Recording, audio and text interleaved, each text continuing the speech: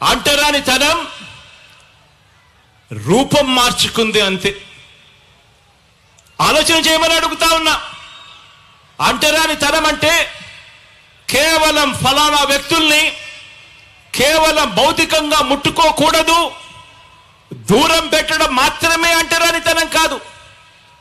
అంటరానితనం అంటే పేదలు ఏ బడిలో చదువుకుంటున్నారో ఆ గవర్నమెంట్ బడిని పాడు పెట్టడం కూడా రూపం మార్చుకున్న అంటరానితనమే అని చెప్పి నేను ఈ సందర్భంగా తెలియజేస్తా ఉన్నాను.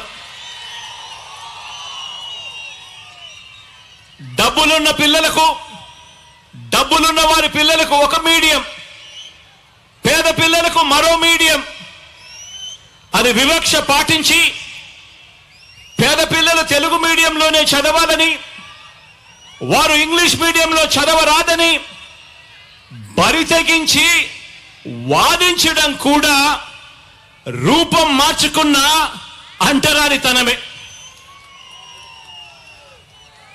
ఈరోజు కూడా ఈ అహంకారులు, ఈ పెత్తందారులు తమ పత్రికలో రాశారు.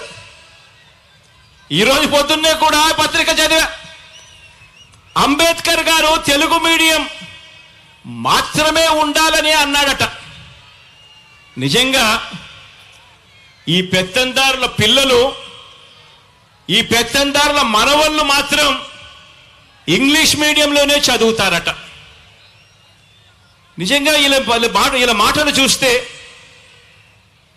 నిజంగా ఒక నిజం చెప్పకూడదు, అబద్ధాలు ఏ స్థాయిలో చెప్తా ఉన్నారు అని చెప్పి చూస్తే నిజంగా గుండెకు బాధ అనిపిస్తుంది. వాస్తవం ఏమిటి అని అంటే, నిజమేమిటో అంటే, అంబేద్కర్ గారు చదువుకున్నది ఇంగ్లీష్ మీడియంలో. ఆయన పిల్లవాడిగా 4వ తరగతి ఇంగ్లీష్ మీడియంలో 4వ తరగతి ఆయన పాస్ అయినప్పుడు ఆయన బంధుమిత్రులంతా కూడా పండగ చేసుకున్నారట. కానీ ఈ పెత్తందారుల పత్రిక, ఆ ఈనాడు పత్రిక, కానీ ఆ పత్రిక ముసుగులో తాము పాటించే ఈ అంటరానితనాన్ని, అబద్ధాలతో అందమైన మేకప్ వేయాలనుకున్న ఇలాంటి దుర్మార్గులు, ఇలాంటి నీచులు మన దళితులకు, మన బహుజనులకు వ్యతిరేకులు, చివరికి చరిత్ర కూడా ఇలాంటి వాళ్ళు వక్రీకరిస్తూ రాతలు రాస్తా ఉన్నారు అని అంటే ఏ స్థాయికి నిజంగా పాత్రికేయం పడిపోయింది అని చెప్పి ఆలోచన చేయమని కోరుతా ఉన్నా.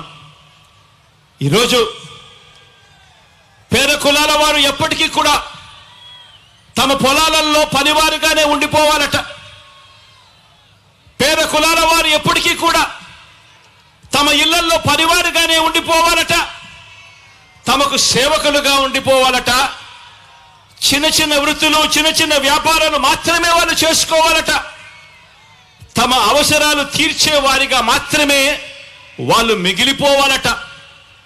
ఇలాంటి ఆలోచనలు కూడా రూపం మార్చుకున్న అంటరానితనమే.